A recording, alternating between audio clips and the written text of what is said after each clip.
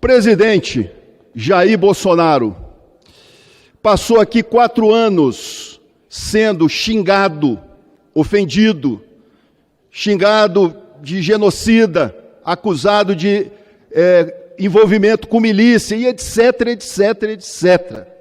Eu pergunto, presidente Fraga, o que aconteceu com os deputados de esquerda? Nada, zero, era imunidade parlamentar.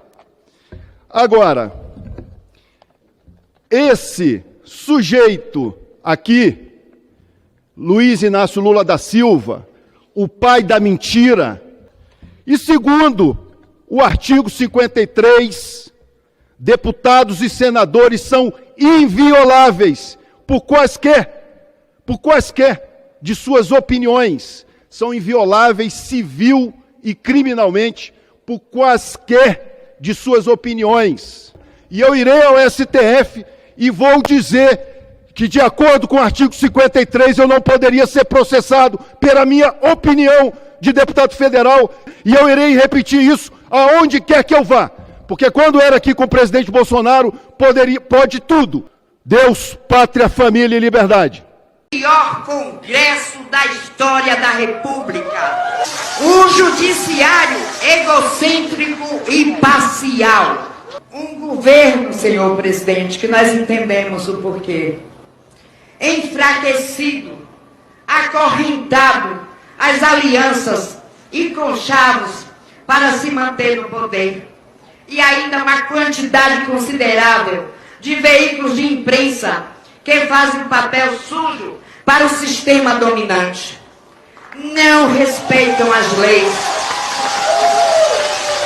nem os tratados e convenções internacionais. Vivemos uma democracia distorcida. Porque eu nunca recebi ditador aqui no meu país, tá? Eu nunca explodi carro-bomba como a terrorista Dilma fez. Eu nunca fiz acordos ou amizades com Daniel Ortega, tá? Eu nunca fiz. Mas os que dizem a respeito do amor aqui fizeram. Então podem ficar tranquilos, que eu sei que o presente é seu, mas o futuro é nosso. Os ministros, Vossa Excelência, vão pra rua pedir voto. Vai dar cara para bater. Se vocês querem legislar, então venha para a eleição. Venha para a eleição. Vem disputar a eleição. Porque essa casa aqui que vai legislar, essa casa aqui que é o representante do povo, representante dos estados, junto com a Câmara, que vai legislar. Nós somos eleitos para isso, para legislar. E essa casa aqui, os senadores como os deputados, a maioria não quer legalização da maconha. Que fique claro isso. Todos, de direita, de esquerda, de centro, quem votou no Lula, quem votou no Bolsonaro, quem não quis votar em ninguém, que todos pagam meu salário, não aguentam mais pagar imposto. Principalmente o imposto que não volta. Esse imposto que pega e tem coragem agora de fazer uma reforma de 20 milhões do Palácio. Faça do próprio bolso. Quer gastar 14 milhões com internet? Faça do próprio bolso. Não faça o povo pagar imposto para ter mordomia e privilégio. Pois é, e não para por aí não. Agora você vai ver. Olha o que o Ciro Gomes falou sobre o Lula. O Ciro Gomes que andou com o Lula, ó, muito tempo. E ele fez uma denúncia grave agora e soltou os cachorros falando tudo sobre esse desgoverno que nós estamos vivendo hoje. Preste atenção no que o Ciro Gomes vai falar. E em seguida tem um deputado do sul do Brasil que quebrou tudo e tem até uma denúncia onde a Polícia Federal pode ir atrás dele por causa do que ele falou, pessoal. Nós vamos mostrar tudo isso aqui agora. Dá um like neste vídeo, se inscreve aqui no canal. Vamos rapidinho para essa matéria. É uma pergunta simples, caramba, o Lula foi parar na cadeia. Será possível que não aprendemos nada? Ou nós acreditamos que o Lula foi inocentado? Ele não foi inocentado. Por que a direita consegue colocar gente na rua e a esquerda não? Porque a esquerda está desmoralizada. Isso é o PT. Um bando de canalha que me conhece há 100 anos. Nunca mais eu ando com essa gente, nem que o pau tore.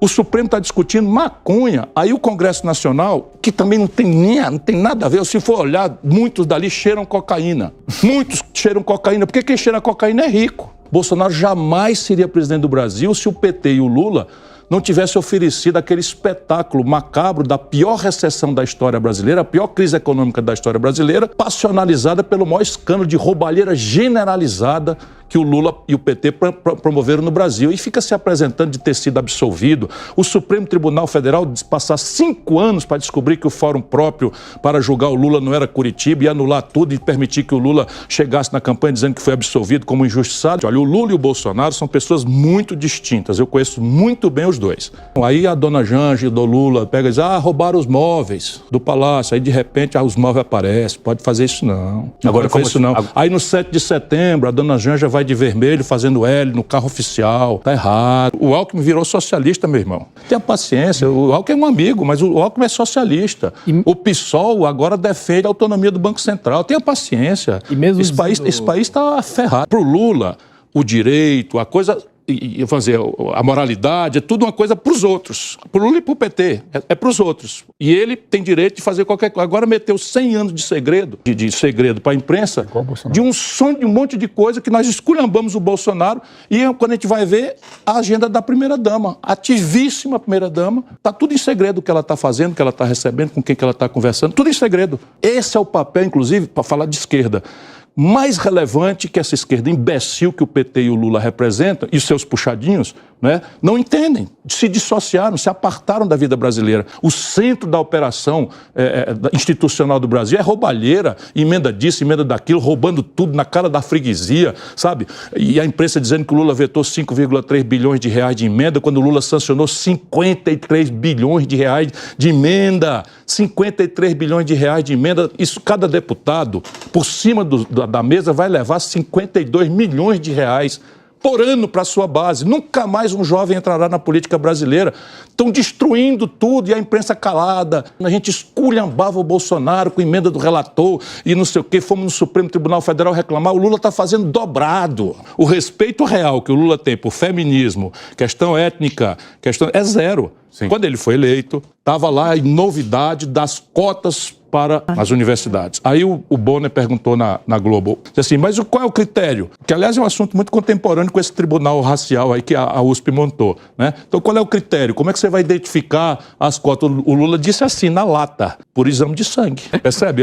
Mais ou menos como o Dr. Mengele, aquele médico nazista, propunha fazer com os dedos. O Lula é isso. Então, o Lula, outro dia, disse assim, olha... O desenrola, não sei o que está acontecendo. Uma ideia do Haddad que merecia o Prêmio Nobel de Economia. Isso é ele fala o que ele quiser.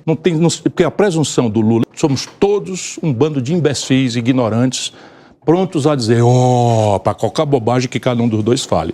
E eu sou do outro ramo, eu aposto na inteligência das pessoas. Golpe a narrativa que o consórcio do mal, Lula, Xandão e Globo Lixo querem vender à população. Não existe golpe. Deputada Gleice Hoffmann, tenha vergonha na sua cara. Golpe vocês deram para tirar o Lula da cadeia. Isso sim é golpe. Após ser investigado, julgado, condenado em todas as instâncias e preso, uma jogadinha milagrosa tira o bandido da cadeia. Estamos vendo o Brasil do jeito que está. Fascistas são vocês que não respeitam ninguém, não aceitam o contraditório e querem impor tudo goela abaixo, querem controlar a mídia. Anda em qualquer lugar do Brasil, eu duvido. O covarde do ex-presidiário não sai nas ruas, porque ele é xingado pelo adjetivo que ele conquistou com o currículo dele, ladrão. E o Bolsonaro anda em qualquer lugar do Brasil. Ele não tem que fechar praia nenhuma, nada. Aonde ele vai, o povo quer abraçar, quer tirar foto. O dia 8 de janeiro está escancarado que foi uma grande armação da esquerda, que vocês fizeram e quebraram tudo, porque isso realmente quebrar, ofender, destruir patrimônio público é perfil da esquerda e sempre foi em todas as manifestações que a esquerda fez. Já que o presidente Lula tem um problema grave de popularidade, já que caiu 5 pontos percentuais esse mês, a maior queda provavelmente que já viu na história, ele saiu tentando encontrar quais são as desculpas. Segundo o marqueteiro de plantão lá, o problema é a comunicação. O que eu concordo em parte. Toda vez que o governo comunicar o que ele quer fazer, anotem, é problema, porque tudo é ruim. Impressionante. Eu vou ajudar o PT. Sabe o que está faltando, presidente? Um amigo que deu o chamado feedback negativo. Feedback negativo é aquela verdade que tu diz na cara do cara para ver se ele acorda para a vida e muda o rumo que o presidente Lula precisa fazer. Vocês não vão fazer? Vocês estão preocupados em bajular o presidente e não dizer a verdade para ele? Eu vou tentar dar uma ajudada para a bancada sobre quais seriam os feedbacks negativos. Primeiro, mentira. Se o diabo é o pai da mentira, Lula é o herdeiro legítimo dessa herança. Lula chamar outros de mentiroso é que nem o batedor de carteira que sai correndo gritando, pega ladrão. Mentiroso com Tomás. Faz isso o tempo inteiro. O segundo feedback negativo é a Janja. Eu gostaria de dizer que toda vez que a Janja aparece para o presidente, perde popularidade. Uma primeira-dama que fala problema, cidadãos e faraona, esbanja dinheiro público e aparece em vídeo às 6 horas da manhã, acordou o coitado cinegrafista para fazer ela, fazendo uma caminhada mequetrefe, chamando para o carnaval, ouvindo Margarete Menezes, enquanto o cidadão comum não consegue comprar laranja no supermercado, ele ri na cara do brasileiro. Sugiro que o presidente peça para a primeira-dama ser um pouquinho mais discreta. O terceiro feedback negativo é um pouquinho mais tranquilo, que esse papinho assim de tudo de bom que acontece é mérito meu, tudo de ruim que acontece é culpa de vocês, de preferência Bolsonaro, isso aí o cara tem que ser um imbecil para acreditar. Esse troço de culpar terceiros de tudo que é ruim que acontece nesse governo, e vamos combinar, todo dia acontece alguma coisa, já não cola mais. Falando em Bolsonaro, o presidente Lula poderia parar de pensar no Bolsonaro, porque ele acorda pensando no Bolsonaro, ele vai dormir pensando no Bolsonaro, ele come pensando no Bolsonaro. Isso já está começando a pegar mal. Eu sei que o Lula tem alguma inveja do presidente Bolsonaro, que consegue sair na rua, atrair milhões de pessoas, coisa que ele não consegue fazer. O que eu presumo, que também eu acho que o presidente tem que entender, é que chamar metade da população, 100 milhões de brasileiros, de nazistas e fascistas, também não melhora a popularidade. Os 39 ministros ruins também é um problema, que deve ser resolvido. O ministério do Lula é uma espécie de Champions League da ruindade. Se eu fizer um concurso, é difícil saber quem é o pior. Agora vai ter uma reforma ministerial, vamos ver se melhora. Pelo menos parece que a ministra pior de todas ali, não é pior, é difícil, né? Mas das piores, a Anísia Trindade parece que vai ser trocada por alguém competente, coisa que ela absolutamente não é. O outro feedback negativo é essa megalomania de que Lula é um líder mundial. Lula não é respeitado em nenhum lugar. Lula é absolutamente irrelevante. A diferença entre o presidente Lula e o presidente Bolsonaro é que o presidente Bolsonaro nunca disse que era líder. Ele nunca trouxe para si uma liderança que ele jamais teve e nunca mentiu para a população dizendo que ele era líder mundial, diferente do presidente Lula que faz isso todo dia e não o é. Xi Jinping é boa. O que é uma coisa interessante. Outro feedback negativo é o presidente Lula parar de falar de democracia. Porque se eu trago Xi Jinping, Ahmadinejad, Bashar al-Assad, Daniel Ortega, era fã do Chaves, trago Nicolás Maduro e falo em democracia, esses são minha turma de amigos, só tem facínora.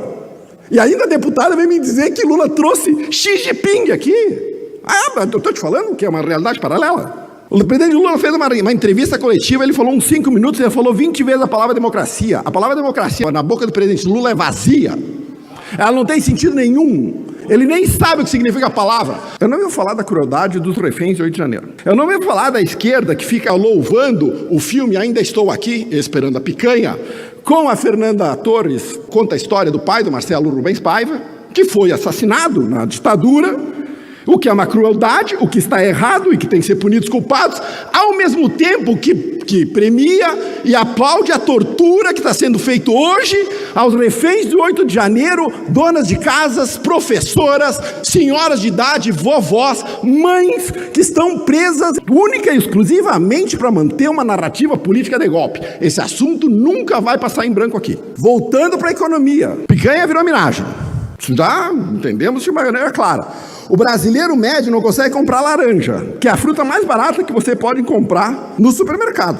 Passagem aérea, que o Lula falou que pobre ia voltar a andar de avião, nem 1% mais rico está conseguindo comprar. Se a inflação continuar no rumo que está, no ritmo que está, a próxima moeda que o Banco Central lançar, eu recomendo que ponha na moeda o javali. Já valia alguma coisa, hoje já não vale mais nada, depois da inflação causada por este governo que está pouco se lixando para a inflação, para o endividamento público, para o preço do dólar. Pobre não come dólar. Essa é a fala deles. Então, caros colegas da bancada, estou ajudando o presidente Lula. Talvez nesse caso a popularidade dele, que está em 39%, que eu já acho exagerado, pare de cair. A nossa meta é dobrar a meta, chegar a 13%, que era a popularidade do Dilma pré-impeachment. Enquanto isso, talvez se o Lula puder seguir um pouquinho isso aqui, talvez a popularidade dele aumente um pouco. Não acredito muito, porque o governo é bem ruinzinho. O governo é muito ruinzinho.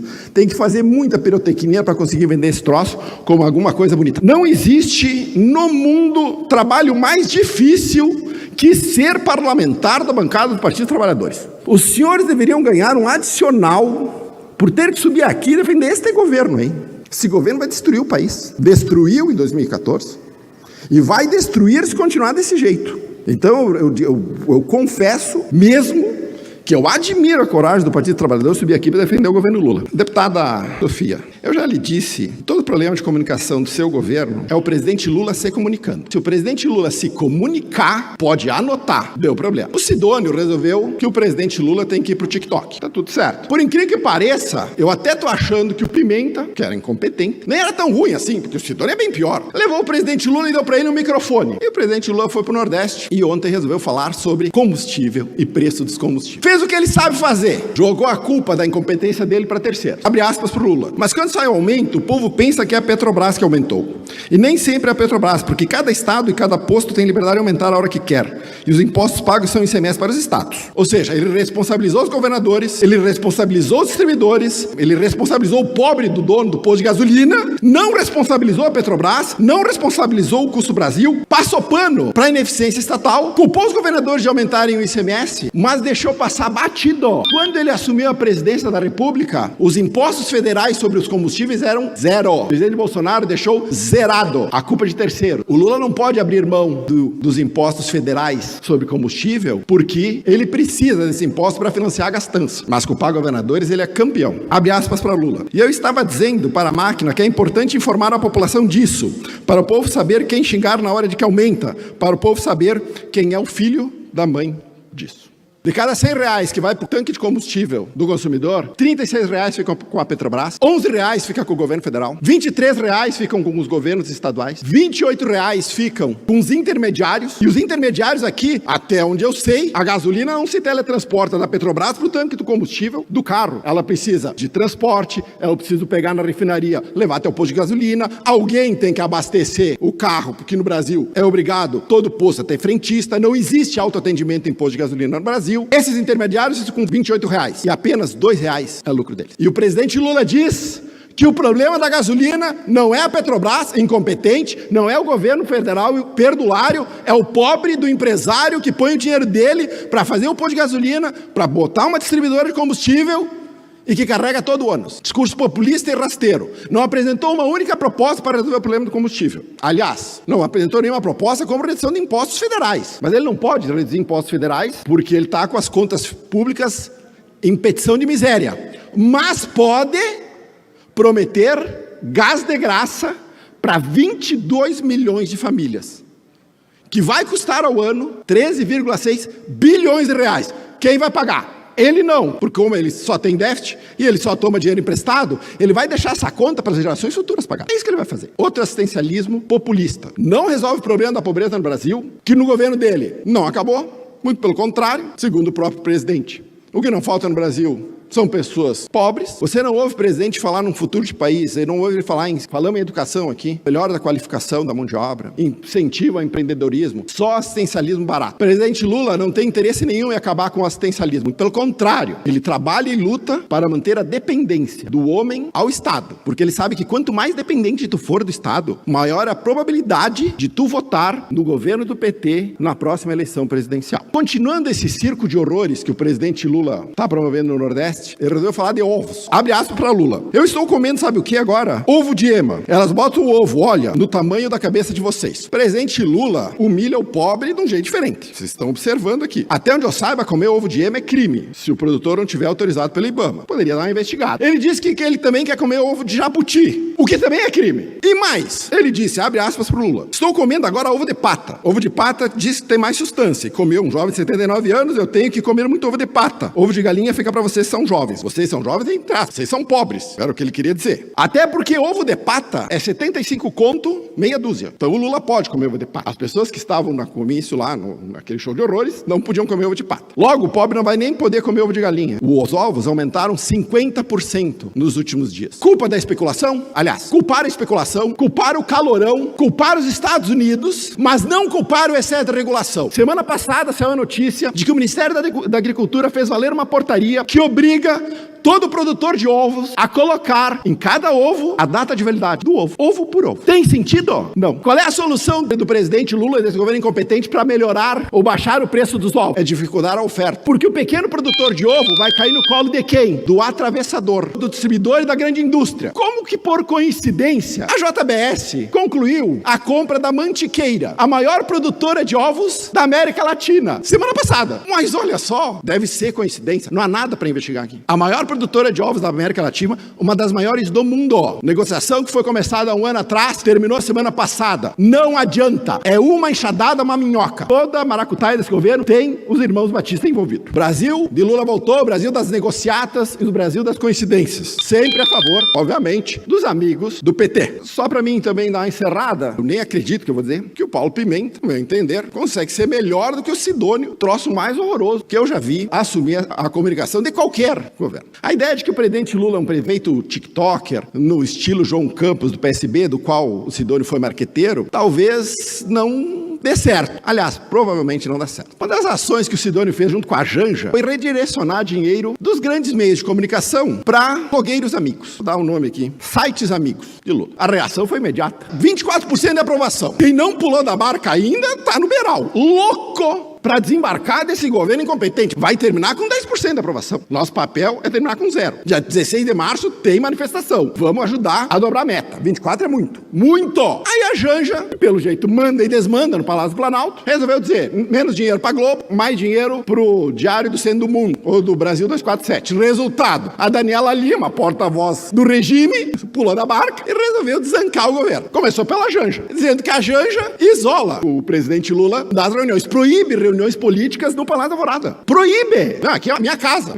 Bem típico de petista, pegar a coisa pública e dizer que é dele. E aí, o presidente Lula está esperado, já viajar, para poder fazer reuniões políticas. O Cacai, que é um dos caras do Prerrogativas, lá um advogado do Prerrogativas, também disse que o presidente Lula está isolado. E quase disse, não usou essa palavra, mas sequestrado. A responsável pelo isolamento é Janja. Eu até acho, sinceramente, que pro PT é bom isolar o presidente Lula, porque quando ele vem a público e fala, você já vira o desastre, né? Fala de ovo, de pata, terceiriza a culpa, fala, a senhora lá que não tem dente, tem 50 anos, então não tem vergonha de ser desdentada. Eu já falei que o Lula humilha o pobre de uma maneira diferente. Continuando essa, digamos, expose do governo PT, a Daniela Lima falou da reunião fatídica que começou a derrocada da popularidade desse governo, que foi a reunião do corte de gastos, onde se decidiu também anunciar isenção de imposto de renda para quem ganha até 5 mil reais. O Haddad foi contra. O Sidônio convenceu de que esse era o caminho. E o Lula comprou a versão do Sidônio. Quando ficou decidido que iam divulgar os 5 mil reais, o Haddad pediu para todo mundo sair da sala que ele tinha que fazer uma conferência ou uma audiência com o presidente. Ficaram na sala Lula, Galípolo e Haddad. E pediu para o Galípolo dizer para o presidente o que ia acontecer. E segundo a Daniela Lima, o Galípolo avisou o presidente que o dólar ia passar de 6 reais. Eu já sabia que o Haddad era incompetente, incapaz, mas não sabia que ele era covarde e cagueta. Só tinha 3 na sala e a Daniela Lima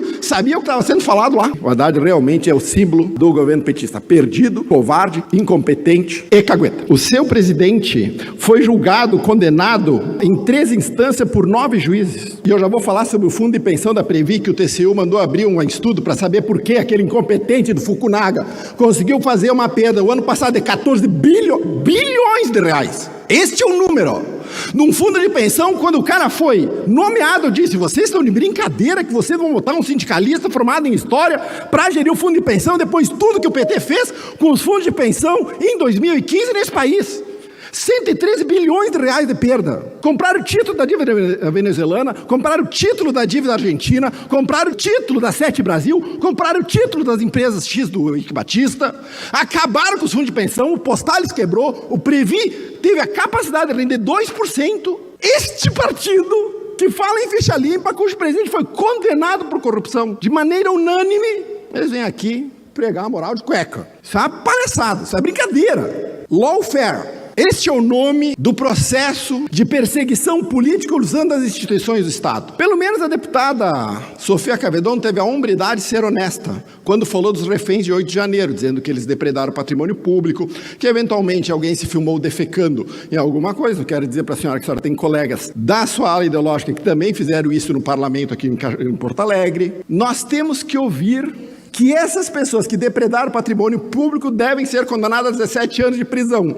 Uma pena maior que o presidente Lula tomou de 9 anos depois do mensalão. O deputado Jefferson Fernandes disse que o presidente Bolsonaro roubou aqui. O deputado Nicolas Ferreira disse que o presidente Lula era ladrão e ele está sendo investigado pela Polícia Federal. O presidente Lula foi condenado por isso. O presidente Bolsonaro, os caras não acharam nada que diga que o presidente Bolsonaro desviou 1 centavo.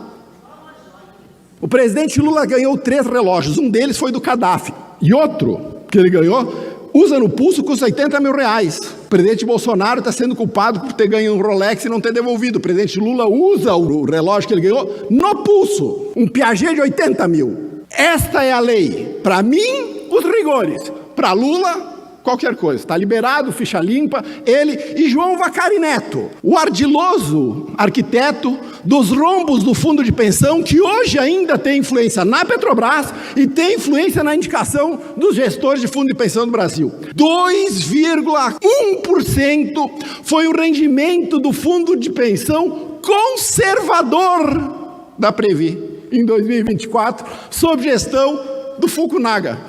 Vou repetir de novo aos funcionários do Banco do Brasil que votaram no Lula, aos 2 tipos. Os que fizeram L, bem feito. Toda a poupança de vocês vai ser dizimada por um governo que despreza o conhecimento público e põe um incompetente sindicalista para gerir o maior fundo de previdência desse país de quase 240 bilhões de reais. Já os funcionários do Fundo de Previdência da Previ, que são funcionários do Banco do Brasil, que infelizmente não votaram nesse governo incompetente, os meus sentimentos, porque vocês vão ter suas poupanças dizimadas, porque Lula resolveu botar um incompetente, um sindicalista, um companheiro, 14 bilhões. TCU aprova a abertura de auditoria em caráter de urgência sobre a gestão da Previ, do plano 1 da Previ, que acumulou prejuízo de aproximadamente 14 bilhões. É isto que nós estamos discutindo. Outra coisa que eu já falei é que o problema do governo Lula não é a falta de comunicação. O problema do presidente Lula é quando ele se comunica. Se o Sidônio Palmeira foi chamado para tentar resolver o problema de comunicação e vai fazer o presidente Lula falar em entrevista coletiva, eu já vou dizer para vocês que a estratégia está redondamente equivocada. O presidente Lula falou o seguinte: uma das coisas mais importantes para que a gente possa controlar o preço é o próprio povo. Você sabe disso. Se você vai no supermercado aí em Salvador e você desconfia que tal produto está caro, você não compra.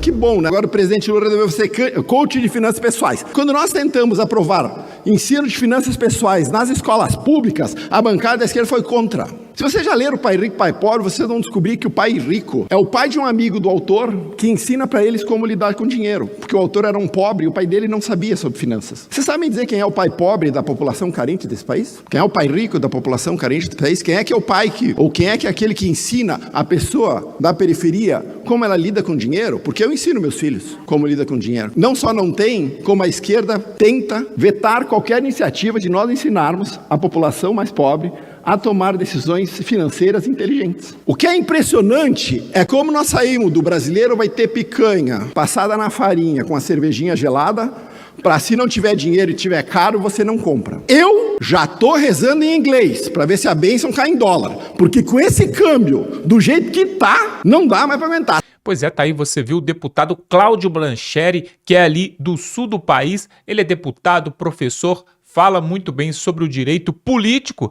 e ele entende das coisas. Agora, tudo isso que nós mostramos aqui, pessoal, o povo brasileiro já sabia. O povo brasileiro já sabia que ia ser assaltado de novo. O povo brasileiro foi avisado, inclusive, pelo Geraldo Alckmin, quando ele falou assim: eles querem voltar à cena do crime. O próprio Ciro Gomes, que nós colocamos aqui, por várias vezes também deu sinais e afirmou, mostrando que o Lula, o PT, eles têm um plano de poder, não um plano de governo. Não é um plano para melhorar a vida das pessoas, mas é um plano para perpetuar no poder.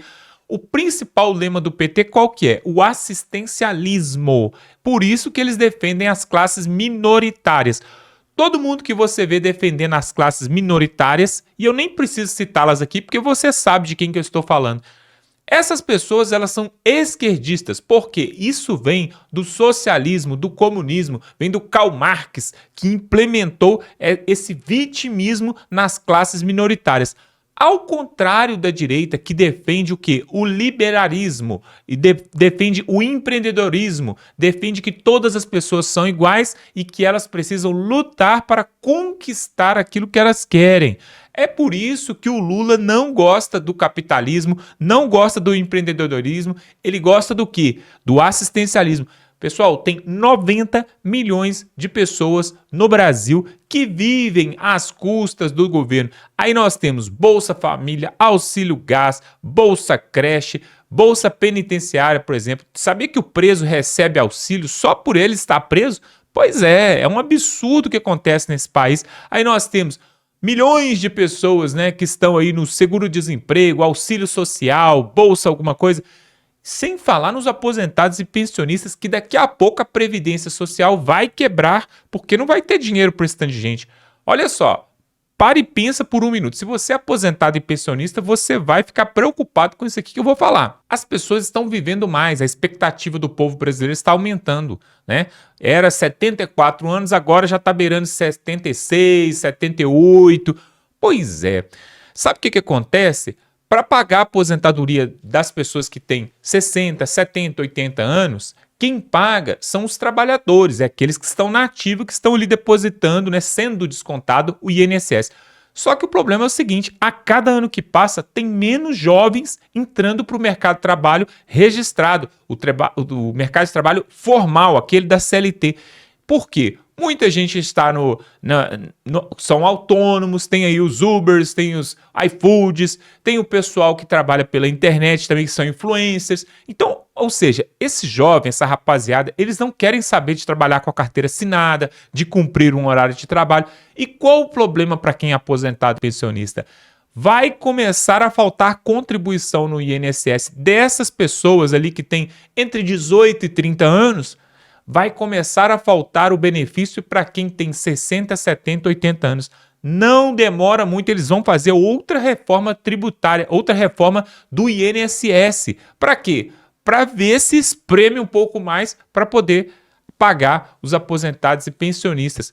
Na verdade, pessoal, o que o Brasil precisa é de uma faxina geral, Olha só o que nós mostramos aqui, que absurdo, tanto roubo, tanto rombo nas empresas estatais. Você termina o ano com um déficit trilionário. Na verdade, esse dado aí do déficit trilionário do governo Lula, ele já está desatualizado, porque isso é o déficit das empresas estatais, do governo e de tudo mais.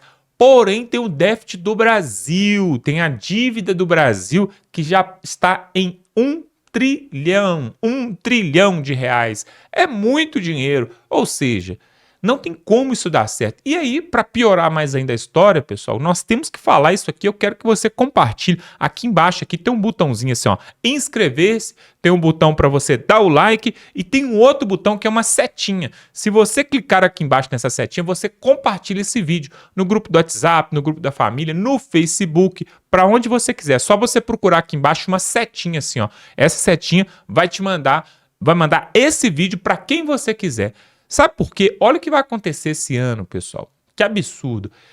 Vamos ter 5 bilhões com B de bola e I de índio. 5 bilhões sendo distribuídos. Sabe para quê?